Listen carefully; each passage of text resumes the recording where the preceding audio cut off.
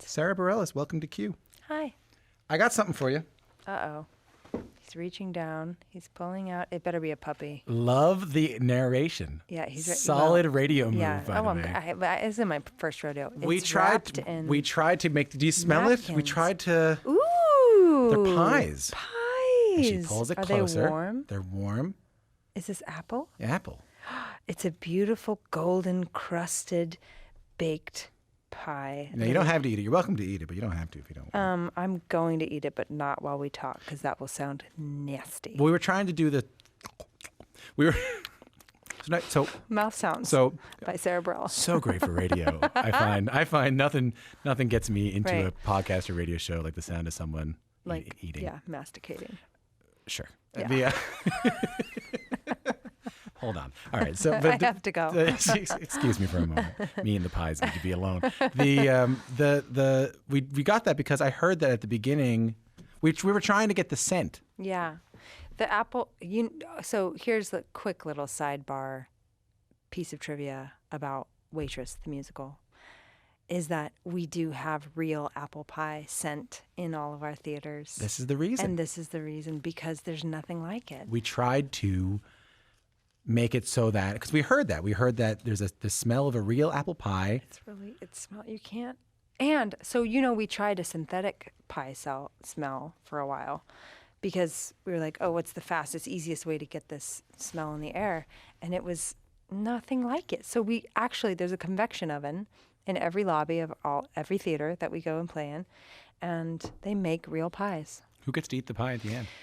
Sometimes the crew, but the ratio of spice is off, so it smells extra pungent. So I don't know if it tastes as good as it smells. I'm sure someone would enjoy it. Yeah, I think they still eat it, but I think after so many years of smelling that, they're Are you like that? It. Do you never want to smell a pie again? No, I really do love pie. I'm a pie gal. There's like cake people, and then there's pie people, and I'm more of a pie person. I like lemon meringue. Oh, me too. When it's really tart.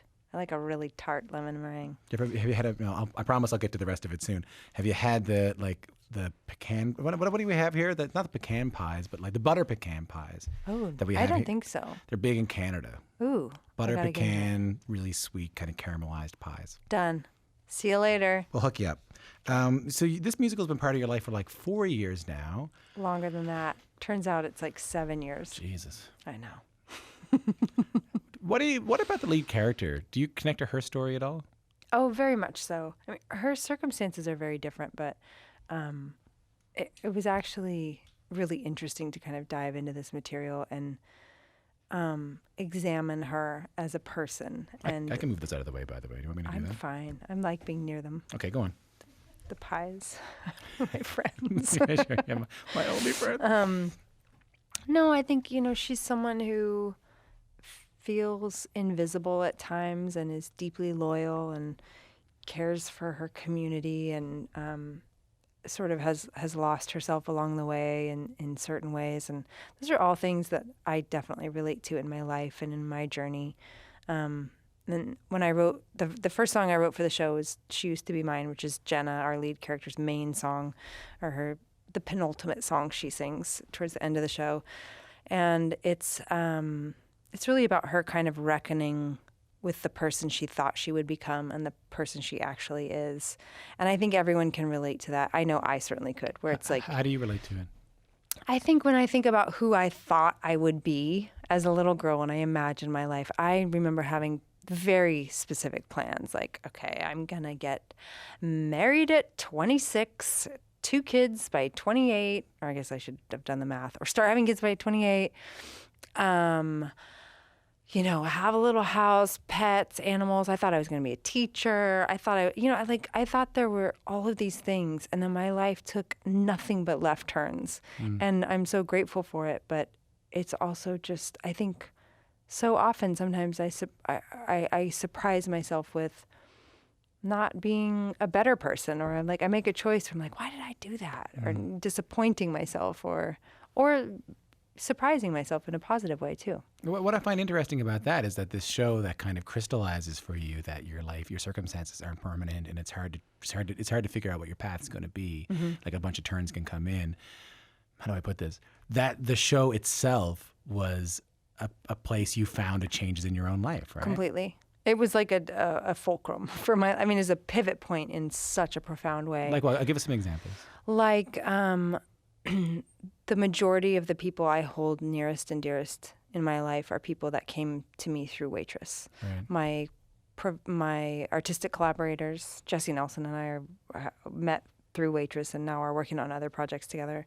My boyfriend came through meeting him through Waitress. Some of my very, very best friends came through engaging with the theater community in a deeper way. My move to New York, my decision to stay in New York, it all kind of pivots from Waitress. Isn't that nice? Isn't it? I really like that. Me too. This is the part of the interview where I normally play a song from the musical, Cool. but I thought we'd do this instead. Okay.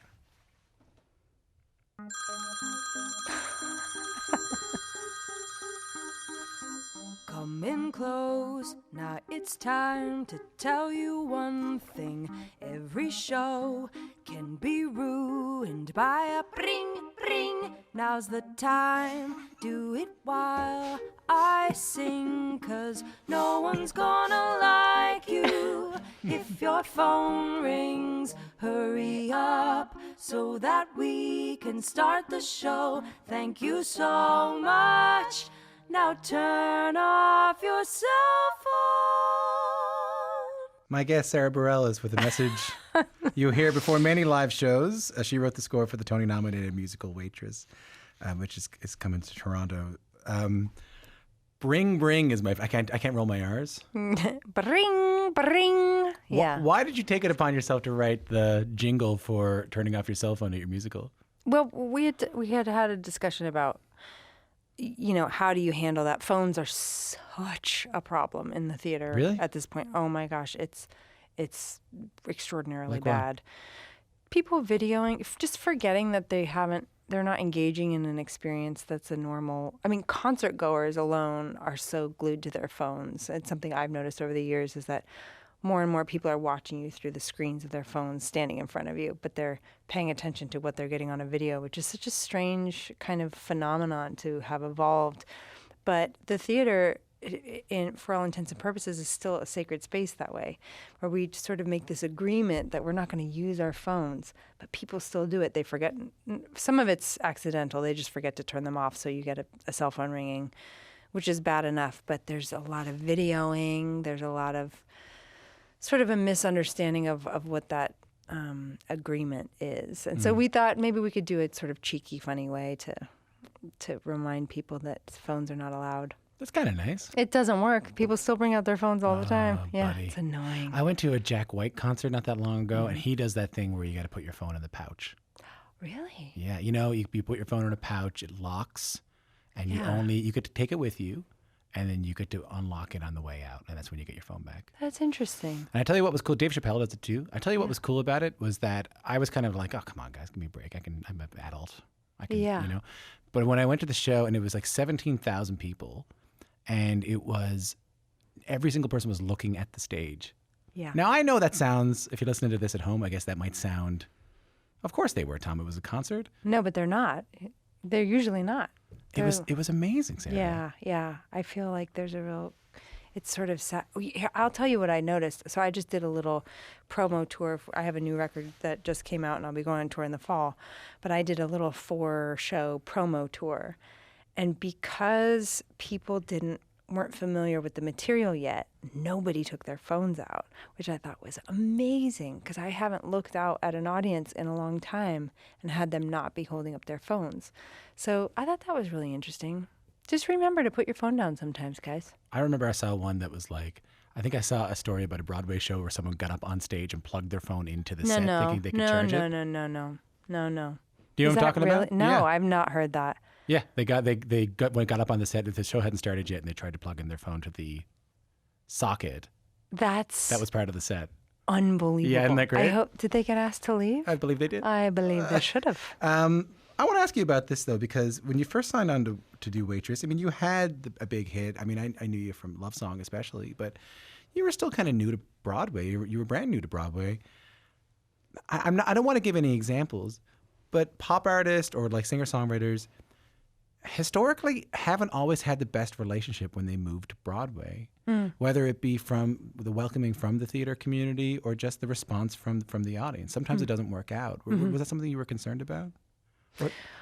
It wasn't a large concern of mine, maybe in some part because the theater in general and musical theater in particular is such a love of mine and such a beloved space for me. I grew up listening to musical theater. It was like those were my first records, were cast album recordings. So there was a part of me that has such a deep reverence for this medium. And I think sometimes where people make a misstep is that they may or may not have an understanding of just the history. That's the thing that theater folk are the most proud of, is like, look at the legacy of this medium, of this kind of storytelling. It's harder and you get less money for doing more work than anywhere else in the world. It's like TV and film is a piece of cake compared to having to do a show 8 times a week, and you're exhausted, and it's a 2-show day, and I mean, it's such a grind, and so you have to do it from a place of passion. So I think when you come in with a sense of reverence and respect, that is well received. But and you felt. I really did. I felt so warmly embraced, and I felt that there was really a lot of encouragement from the community at large, and then they seemed to like what we gave them. So happy for that too. It's always a good thing. Doesn't hurt, let me tell you. Speaking of, can we play this next clip? This is my jam right now. I love it. Nobody's getting away with anything. Ma'am, where are you going?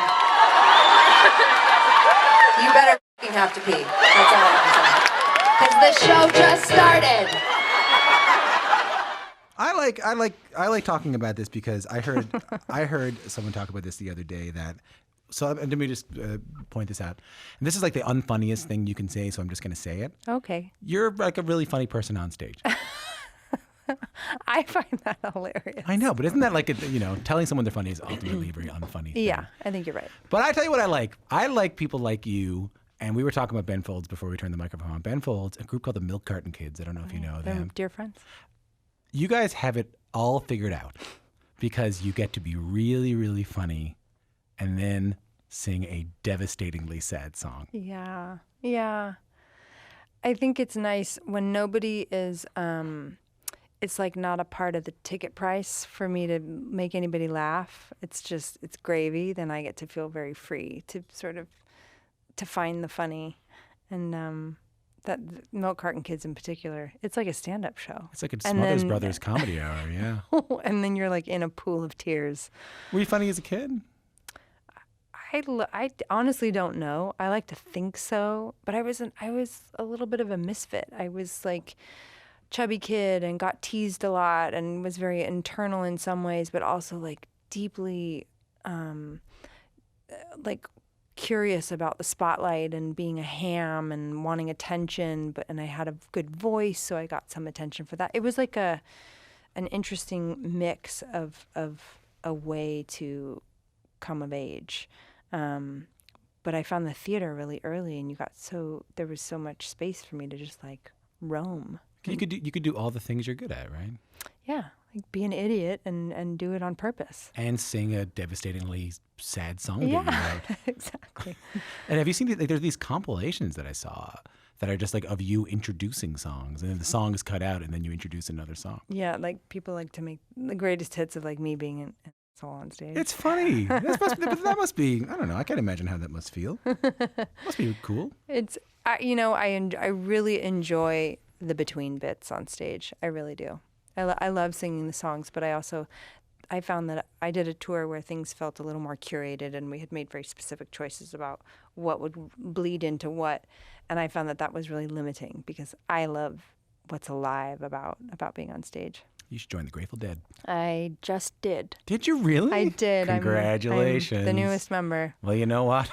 Good job. Thank you. I'll see you this time next year. You'll have a wizened old beard. I sure will. Yeah, you'll be doing a lot of mushrooms. But I don't want to give anyone the impression that Sara writes just devastatingly sad songs, because even when she does, sometimes they turn out not sad, but they can be like cutting songs can still turn out like this.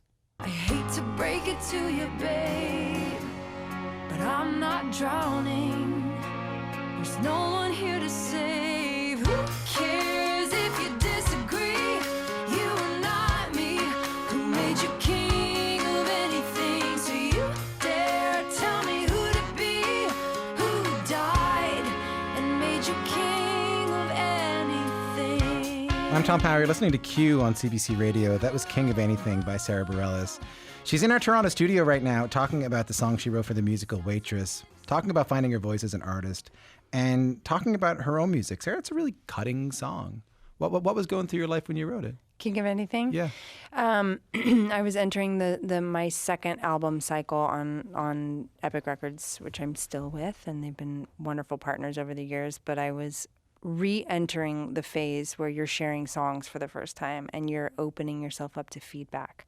So ultimately, what happens is, you know, you're taking a big chunk of time and you're writing songs and you're culling together what you think will be the makings of an album or your next statement, and then it goes to the A&R folks and it goes to your managers and it goes to people at the label, and everybody tells you what they think about what you do, and everyone has an opinion and everybody's right, and and you have to start filtering that constant feedback loop of the world reflecting you back to you. And I just remember I had taken kind of a nice long break after the end of my first record, after Little Voice. Everyone, including myself, was sort of surprised at the success of that record, and it was a much longer touring cycle than I had ever prepared for. So I took a nice long break, and then I dealt with writing block and writer's block and trying to get back on the horse. And I was just getting these songs together, and they felt fragile and they felt tender, and I didn't know if they were good or not. And then having people be like, yeah, this one's not that good, is just gut-wrenching. So I wrote that song as a lot of my songs are, like sort of pep talks to myself of like, yeah, you can have an opinion, but I didn't ask you for it, and it doesn't mean you get to be the one who makes the decision. What I love about that is that isn't like, because you are also the subject, I think, of an urban myth around love song. Yeah. Which is in many ways that story. Yeah. You know what I mean? The story you just told me, King of Anything, is that, you know, you're getting all this kind of feedback from record company and record executives, and this is kind of your way of going, hey, chill out. How do you know? And I'm not going to write you a love song. Yeah. I mean, someone told me last night, you're interviewing her, did you know that was her response to her record label asking her to write a love song? And that's not true. Like It's not exactly true. It's sort of Love Song was a distillation of a feeling of that no one ever asked me, will you write as a love song? That was my sort of metabolizing this whole experience of turning in songs and having them not be good enough or not ready. Or I was just waiting for the green light to go into the studio and get started. Yeah. And I couldn't figure out why they weren't letting me begin the recording process. Well, I love that I just feel like we're so past urban myths. And I did a folklore program and stuff like that. But like, I love that there's actually, did you know? Oh, yeah. The record, I mean, I bet you hear it all the time. Oh, yeah. But that's, there's so much that's not true in the world. You got a little part of it. We won't get into that. You got a little part of it. But that being said, you wrote a book of personal essays, Sounds Like Me, and in it you said, quote, I've spent my whole career worrying that the big bad pop monster was going to eat me when I wasn't looking. What does that mean? I think I always had a fear of, quote unquote, selling out. I always had a fear of making a decision that wasn't ultimately going to feel like me, and then end up down a path that gets born of that choice and not being able to course correct. I came up at a time where there was a lot of a different kind of pop artists. The young female artists were Britney Spears and Christina Aguilera and Hilary Duff and Mandy Moore. There were people that just kind of lived in a slightly different place than I did, and I always struggled with that, to be honest. Like, I just didn't quite know where I fit. Yeah. But I obviously wasn't putting on a red leather jumpsuit, as much as I may have done it privately in my own home. But I wasn't ready to do that on stage. We don't have that clip, don't we? But I'm a big fan of that. I was a big Britney Spears fan, but I knew that I wasn't inherently the same kind of artist. And so, yeah, I was always worried that someone was going to sort of take more from me than I was ready to give and then end up being kind of chained to that. Because what gives you success is what, I mean, I'm going to play love song for the rest of my life. You okay with that? I am actually, because even though there's sometimes I get tired of it, it's such an important moment in my life. It's a mile marker in such a profound way. So I feel kind of endeared to that song in some way. Radiohead wrote a song about that, right? They wrote My Iron Lung Oh, Off the Bends is about creep. get out of here. I Yeah. never knew that. Yeah, my iron lung is this, like this thing that's keeping them alive Yeah. that they despise. Yeah. It's a good song. It is. But I guess, I think, how do see how to put this? I feel like Waitress was a way of you getting to assert yourself, saying, hey, I'm not going to be Britney Spears. I'm also not going to be your Norah Jones or your Tori Amos, because I know you quoted them before. Mm-hmm. And it was a bit of a left turn Yeah. for a big radio hitmaker like yourself to do a play, to do a musical. I felt like that in itself is a bit of a statement, I think it is. I think it was, Like a defining thing, right? yeah, absolutely. I mean, it wasn't all that well considered when I did it. I think I was in such a sense of, I was in such a deep place of seeking personally at that moment. I had just moved to New York. I was going through like a mini existential crisis, left a long-term relationship, left my manager, left my band, moved to New York from Los Angeles that I'd been living there for 14 years or whatever at that point. So I was really looking for something to anchor me, and Waitress arrived. And it really has become this incredible little boat I'm still riding in. There's something beautiful about that. I know. I love when people create their own lane. Thanks. Because often in this line of work that we can be in creative work, there's a path. Sure. And if you don't follow the path, you're not going to do it. But then, I don't know, I just love when people get up the... You know who's great about this and who's a dear friend and was a good encouragement was Ben Folds. And he always uses... So we did a reality TV show together. We were judges on the Sing Off together, which is an a cappella competition show. And Ben would always use the word punk. He'd be like, that's so punk rock to do something like write a musical. He's like, that's actually really punk rock. And like there's something... Only Ben Folds can make writing a musical feel cool. You know what I mean? Like he has that particular brand of like nerd stardom that you're just like, yeah, if you think I'm okay, I'm okay. You just put out another record. You mentioned that earlier. It's called Amidst the Chaos. Here's a little bit of it. Let me ask a question to present day. How the hell did Eve end up with all the damn blame? All the damn blame. To all the dirty looks, the kitty cat calls, to the ones who try and throw us up against the back walls. Let me tell you something you'll understand. Only the little boys tell you they're a big man. From her latest album, Amidst the Chaos, that's Sara Bareilles with Armor. Sarah, tell me about that song. So one of the great catalysts for me returning to songwriting as Sarah was the election and our current administration This is in and the the Women's US, March, yeah. yes. And I felt a sort of call to action in my own way to want to speak to some of these intense issues that are bubbling at the surface. One of them being this sort of new feminist movement that never really went away, but there's a resurgence in some way. And going to the Women's March was deeply impactful. Where did you go? To DC. All right. Yeah, so I made the pilgrimage with some of my best friends and my sister, and I was really changed by that experience of being a part, not only sort of intellectually, but physically a part of a movement was really transformative. And I never felt more peaceful. It was so Peaceful. safe. That's the craziest part about being there. And I was talking about this earlier, is that, as women, it's just not often that you're in a big group and you feel completely taken care of. And it was so peaceful, actually. It was really incredible. So then you went home and just started the songs. Started writing songs about. They came out that way. Yeah, that came out with a little more angst and a little more directive anger. and trying to grapple with. I have a hard time with anger personally.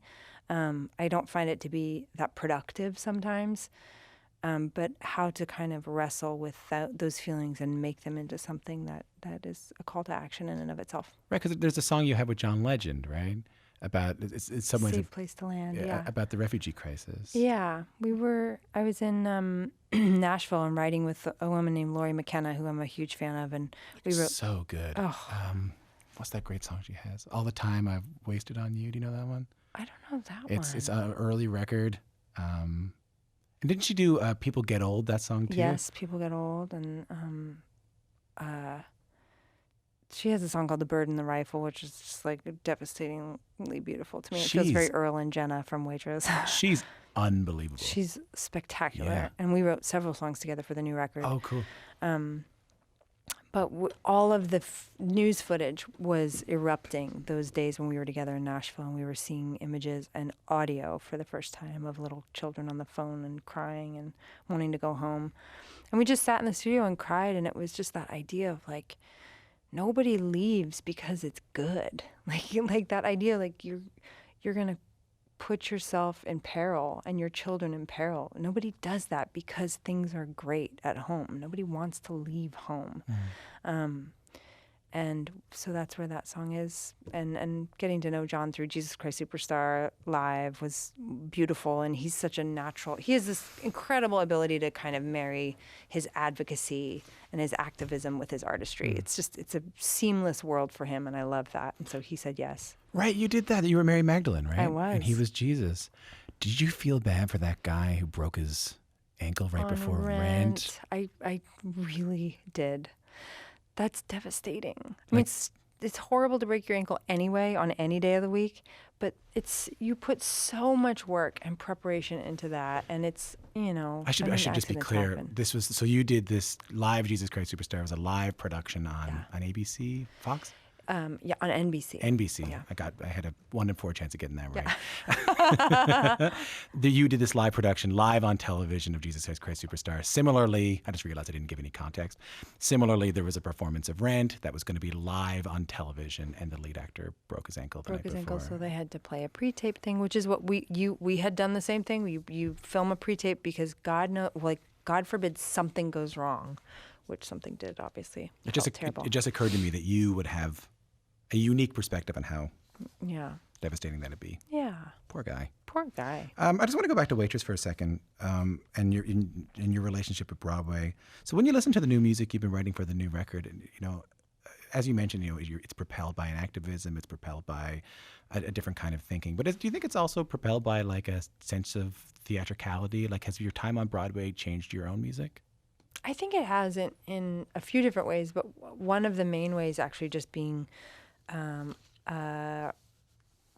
sort of resurrection of my belief, to stay on Jesus themes, a resurrection of my belief. That's going to turn into 4 apple pies in a second.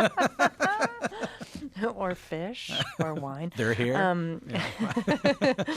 Of my belief in collaboration.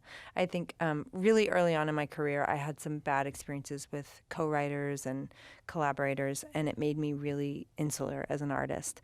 And I got really skittish about sharing that intimate process with anybody. But Waitress is all about, making a musical theater production is all about collaboration. So this was actually an album, and that is a reflection of that, where I brought in songwriters. I brought in Lori McKenna, and I got to sit with her and not come away with songs that felt any further away from myself, but actually more of myself. And working with T-Bone Burnett as my producer, I was less precious about what the outcome had to look like, which makes for a much more rewarding creative process, because you're not going in with any limiting beliefs about any of it. It's just like, let's see what happens when we collide. I asked T-Bone Burnett, we had him on a little while ago, and I asked him, what's the number one mistake producers make when they're making a record? You know what he said? Perfection. He said seeking out perfection is the number one mistake they make. Yeah. I took so many notes. I purposely didn't want to record or have a videographer with us for that time, because it felt very private. But I had a little pink journal that I was just keeping all these droplets of wisdom that would just pour out of T-Bone. Do you remember any of them? one of them that I remember was "Soft is Loud." And it's like one of those things you're like, okay, man, like starting to think, you feel like, am I stoned right now? Because I feel kind of stoned. But the idea that there's this incredible push or pull towards, oh, the song should be faster. If it's slow, they'll get bored. Or there's that kind of push pull as an artist. And he's was all about the intensity and the intention. It's like if you have that crystal clear, the intent is really clear, and the intensity of the song is in place. Soft is loud. There's a life lesson there too. I think so too. Nice to talk to you. Yeah, you too. Thanks.